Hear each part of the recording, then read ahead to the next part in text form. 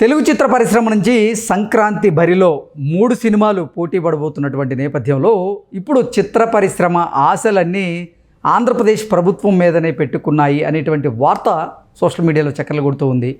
నిన్న తెలంగాణ ముఖ్యమంత్రి రేవంత్ రెడ్డి గారితో సినీ ప్రముఖులు భేటీ అయినటువంటి నేపథ్యంలో సినీ ప్రముఖులకి రేవంత్ రెడ్డి గారు బెనిఫిట్ షోల విషయంలో అలాగే టిక్కెట్ల రేట్లను పెంచే విషయంలో కూడా ఖరాఖండిగా ఒక క్లారిటీ ఇచ్చారని తేల్చి చెప్పారని, ఈ నేపథ్యంలోనే ఇప్పుడు తెలుగు చిత్ర పరిశ్రమ ఆశలన్నీ ఆంధ్రప్రదేశ్ ప్రభుత్వం మీదనే పెట్టుకుంది అనేటువంటి వార్తలు సోషల్ మీడియాలో చక్కర్లు కొడుతున్న నేపథ్యంలో ఈ అంశం మీద మనం విశ్లేషణ చేసుకునేటువంటి ప్రయత్నం చేద్దాం. ప్రస్తుతం మనతో పాటున్నారు ప్రముఖ సినీ రాజకీయ విశ్లేషకులు, ప్రముఖ సీనియర్ జర్నలిస్ట్ యజ్ఞమూర్తి గారు. వారితో మాట్లాడదాం. యజ్ఞమూర్తి గారు నమస్తే అండి. నమస్తే కృష్ణ. ఇప్పుడు తెలుగు చిత్ర పరిశ్రమ నుంచి సంక్రాంతి బరిలో 3 చిత్రాలు పోటీ పడబోతున్నాయి. ఈ నేపథ్యంలోనే తెలంగాణలో బెనిఫిట్ షోలు వేసేందుకు ప్రయత్నం చేశారు. అయితే రేవంత్ రెడ్డి గారు బెనిఫిట్ షోల విషయంలో, టిక్కెట్ల రేట్ల పెంపు విషయంలో కూడా వారికి కొంచెం షాక్ ఇవ్వడంతో ఇక తప్పేది లేక ఇప్పుడు తెలుగు చిత్ర పరిశ్రమకు సంబంధించినటువంటి పెద్దల ఆశలన్నీ ఆంధ్రప్రదేశ్ ప్రభుత్వం వైపే అన్నట్లుగా కొన్ని వార్తలు వస్తూ ఉన్నాయి. ఏంటి సార్, దీన్ని ఎలా చూడాలి? నిజానికి చాలామంది ఈ బెనిఫిట్ షోలకి అంటే బెనిఫిట్ షోలు అని ఎందుకు వేస్తున్నారు అనేది ప్రముఖమైన ఒక పాయింట్గా వచ్చింది మనకి నిన్నటి భేటీ తర్వాత. గతంలో బెనిఫిట్ షోలన్నీ కూడా ఏదో ఒక సామాజిక ప్రయోజనాన్ని ఉద్దేశించి ఒక ట్రస్ట్ కోసమో లేకపోతే ఎవరికైనా బెనిఫిట్ చేయడం కోసం అందు గురించి దానికి బెనిఫిట్ షో అని పేరు పెట్టింది. సో ఎవరైనా కష్టాల్లో ఉన్నవాళ్ళు, ఆ టైంలో ఏంటంటే గతంలో వరదలు వచ్చినప్పుడు, కరువు కాటకాలు వచ్చినప్పుడు, లేదా ఎవరికో ఒకరికి అంటే కష్టాల్లో ఉన్నారు పలానా వాళ్ళు, రైతులను కానివ్వండి లేకపోతే ఇంకొక వర్గం కానివ్వండి వాళ్ళ కోసం అని చెప్పేసి, చారిటీ కోసం అని చెప్పేసి ఆ బెనిఫిషియల్ అనేవి వేస్తూ వచ్చేవాళ్ళు. తర్వాత అసలు మొత్తానికి కాన్సెప్ట్ మారిపోయింది. ఇవాళ కేవలం కేవలం అది బెనిఫిషియల్ కూడా కమర్షియల్గా మారిపోయినాయి. ఇప్పుడు బెనిఫిషియల్ అన్ని బయ్యర్ల కోసమే అన్నట్టు, అంతే, బయ్యర్ల కోసమో నిర్మాతల కోసం అన్నట్టుగానే తయారైపోయాయి. పైగా అభిమానుల యొక్క బలహీనతల్ని వీళ్ళు సొమ్ము చేసుకుంటున్నారు, వాళ్ళ జేబులు గుల్ల చేసేస్తున్నారు. ఆ డబ్బులన్నీ కూడా వాటి ద్వారా హీరోలు అనేవాళ్ళు తమ రెమ్యూనరేషన్, ఎందుకంటే సినిమా హిట్ చేసేది ఎక్కువగా ఓపెనింగ్స్ రావడానికి కారకులు అయ్యేది అభిమానులే కాబట్టి ఆ అభిమానుల ద్వారా వీళ్ళు ఇంకా పైకి ఎదుగుతున్నారు, ఆర్థికంగా బలపడుతున్నారు, వాళ్ళ రెమ్యూనరేషన్లు పెరిగిపోతూ ఉన్నాయి, హీరోల స్టార్ల రెమ్యూనరేషన్లు అనే ఒక వాదన ఏదైతే ఉందో అది అందులో దాన్ని మనం తోసిపుచ్చలేము కొంతవరకు. అంటే మొత్తం కేవలం అభిమానులు మాత్రమే సినిమాలు చూస్తే సినిమాలు హిట్ అవ్వవు. అలా అయితే ప్రతి సినిమా హిట్ అవ్వాల్సిందే. వాళ్ళు ఎంత చెత్త సినిమా అయినా సరే అభిమానులు చూస్తారు తమ హీరో కోసం. కానీ దానికి లాంగ్ రన్ అనేది ఉండాలంటే 2 రోజులు 3 రోజులు కాకుండా 2 వారాలు 3 వారాలు ఈ రోజుల్లో 2 వారాలు బాగా ఆడినా కూడా అది పెద్ద హిట్ కింద లెక్క. సో అలాంటిది ఈరోజు బెనిఫిట్ షోలు వల్ల జరిగినటువంటి ఒక ఘటన ఏదైతే ఉందో సంధ్యా థియేటర్లో, అది మొత్తం ఆ ఘటన వల్ల ఆ సినారియో పూర్తిగా మారిపోయింది. తెలుగు సినిమా తెలంగాణ ముఖ చిత్రాన్ని ఆ ఘటన మార్చేసిందని చెప్పాలి. ఏదైతే ఓపెనింగ్స్కి వీళ్ళు ప్రభుత్వానికి ఒక అర్జీ పెట్టుకొని పెంపుదల ఒక దశల వారీగా ఒక స్లాబ్ సిస్టమ్ పెట్టుకొని వారానికి ఎంత, 2 వారాలకి ఈ రేటు, ఆ తర్వాత ఈ రేటు, మామూలు రేటు అన్నట్లుగా ఏదైతే స్లాబ్ అనేది ప్రభుత్వం ద్వారా సాధించుకొని వస్తూ ఉన్నారో నిర్మాతలు పెద్ద సినిమాలు రిలీజ్ అయినప్పుడల్లా, ఇప్పుడు ఆ వెసులుబాటు అనేది లేకుండా పోయే పరిస్థితి వచ్చింది. నేను అసెంబ్లీలో ప్రకటన చేశాను, ఆ ప్రకటనకి నేను కట్టుబడి ఉన్నాను అని నిన్న జరిగినటువంటి తెలుగు సినిమా ప్రముఖుల భేటీలో రేవంత్ రెడ్డి చాలా స్పష్టంగా మరోసారి చెప్పారని తేటతెల్లిమైపోయింది. సో మరి ఇప్పుడు రేపొద్దున 3 పెద్ద సినిమాలు వస్తున్నాయి సంక్రాంతికి. అందులో 10వ తేదీ మొదటగా గేమ్ చేంజర్ అనే సినిమా వస్తుంది. అది రామ్ చరణ్ హీరోగా, శంకర్ లాంటి one of the top directors in India. So ఆయన డైరెక్ట్ చేసిన సినిమా, పైగా తెలుగులో ఆయనకి ఫస్ట్ ఫిలిం. దాని నిర్మాత ఎవరు? ఇటీవలే FDC చైర్మన్గా ఛార్జ్ తీసుకున్నటువంటి దిల్ రాజు.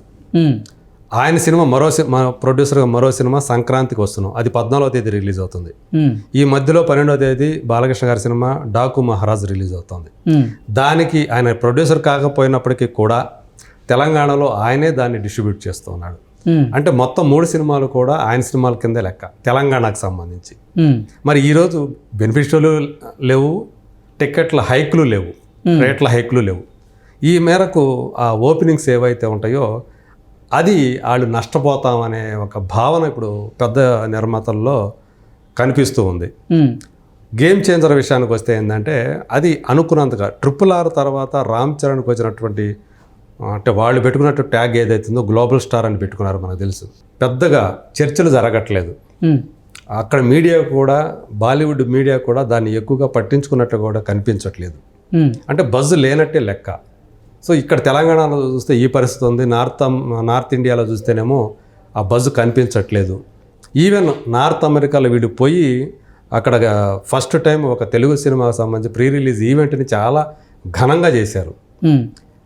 ఆ ఈవెంట్ అయిపోయిన తర్వాత కూడా అక్కడ ఆన్లైన్ టికెట్ సేల్స్ గ్రోత్ అనేది కనిపించాలి, చాలా ఫ్లాట్గా ఉంది అక్కడ. ఇలా ఏ రకంగా చూసుకున్నా కానీ ముందస్తుగా ఆ సినిమాకి సంబంధించినటువంటి బజ్ ఆశించినట్లుగా లేదు. నిజానికి రామ్ చరణ్ శంకర్ కాంబినేషన్ సినిమా అంటే ఎలా ఉండాలి, ఎంత క్రేజ్ రావాలి, అది ఎందుకు రావట్లేదు అనేది వాళ్ళు మల్లగొల్లాలు పడుతూ ఉన్నారు. బహుశా ఇప్పుడు దాకా రిలీజ్ అయినటువంటి టీజర్ వల్ల కావచ్చు, పాటల వల్ల కావచ్చు, ఎందుకునో ఆ బజ్ అనేది క్రియేట్ కాల. పుష్ప 2 లాగా బజ్ క్రియేట్ కాల.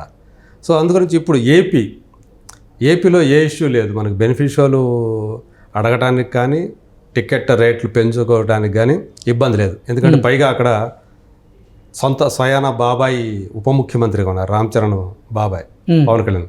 కాబట్టి అక్కడ ఖచ్చితంగా అనుకూలమైనటువంటి వాతావరణం గేమ్ చేంజర్కి ఉందనుకోవాలి. సో డాకు మహారాజ్ ఎడదిరిగి ఆయన ఎమ్మెల్యే, కూటమి ప్రభుత్వంలో ఒక వ్యక్తే బాలకృష్ణ గారు. కాబట్టి ఆ సినిమాకి ఇబ్బంది లేదు. ఇక సంక్రాంతికి వస్తున్నాం, అది Venkatesh hero, Dil Raju producer. So అది కూడా అంటే దానికి యాక్చువల్గా వాళ్ళు అడగాలని కూడా అనుకోవట్లా. సంక్రాంతికి వస్తున్నాం అనేది దాని బడ్జెట్ వేరే, దాని ఫ్యామిలీ ఆడియన్స్, దాని టార్గెట్ యూత్ కాదు, ఫ్యామిలీ ఆడియన్స్. కాబట్టి దానికి అవసరం లేదు. కానీ డాకు మహారాజ్కి గేమ్ చేంజర్కి కంపల్సరీగా టికెట్ల హైక్లు అనేది అవసరం అవుతాయని చెప్పేసి అనుకుంటున్నారు. తెలంగాణలో ఆ పరిస్థితి లేదు కాబట్టి అందుకని వాళ్ళ ఆశలన్నీ కూడా ఈరోజు సంక్రాంతికి వస్తున్న సినిమాలు మేజర్గా 2 సినిమాలు, game changer and Daaku Maharaj. ఈ 2 కూడా ఇప్పుడు ఆంధ్రప్రదేశ్ వైపు ఆశగా చూస్తూ ఉన్నాయి. ఖచ్చితంగా అక్కడ ఆ ఓపెనింగ్స్ కనుక బాగా వస్తే అవి కొంత మేరకు తమకు ఏదైతే మొదటి రోజు ఆ లాభాలు ఏవైతే ఉంటాయో, లాభాలు మీన్స్ ఓపెనింగ్స్ కలెక్షన్స్ ఏవైతే ఉన్నాయో అవి కోల్పోతామని చెప్పి భావిస్తున్న వాళ్ళకి కొంతవరకు అక్కడ కవర్ చేసుకునే అవకాశం ఆంధ్రప్రదేశ్లో ఉంటుంది అనే అభిప్రాయంతో నిర్మాతలు ఉన్నారు అని చెప్పేసి మనకు తెలుస్తుంది. సో ఏమైనా రామ్ చరణ్ సినిమా అయితే రేపొద్దున గేమ్ చేంజర్ అనేది ఒక అగ్ని పరీక్షని ఎదుర్కోబోతుందని చెప్పాలి. దానికి అయినటువంటి బడ్జెట్ మామూలు బడ్జెట్ కాదు, చిన్న చితక బడ్జెట్ కాదు. అలా 250 నుంచి 300 కోట్ల దాకా అయిందని చెప్తూ ఉన్నారు. సో మరి అది రావాలి అంటే, అంత రికవర్ కావాలంటే అది పెద్ద విజయం సాధిస్తే తప్ప కాదు. డిస్ట్రిబ్యూటర్లు, బయ్యర్ల ఆశలన్నీ కూడా ఇప్పుడు అందుకు నైజాం కంటే కూడా ఎక్కువగా ఆంధ్రప్రదేశ్ వైపు వాళ్ళు ఆశగా చూడటానికి కారణం అదే. మరి అది ఏ స్థాయిలో ఏం చేసినప్పటికీ కూడా మొదటి రోజే ఆ ఇంపాక్ట్ అనేది, ఆ సినిమా బాగుంటే ఆ టికెట్ రేట్లు పెంచినవి 2వ రోజు కూడా క్యారీ ఫార్వర్డ్ అవుతాయి. ఒకవేళ సినిమా కనుక బాగాలేదు అనే టాక్ వచ్చిందనుకోండి, ఈ పెంచినా కూడా ఉపయోగం లేదు, వచ్చేవాళ్ళు కూడా రారు, అంత టికెట్ రేట్లు ఎక్కువగా ఉంటాయి. ఆ ప్రమాదం ఎప్పుడు ఉంటుంది రేట్లు పెంచినప్పుడు.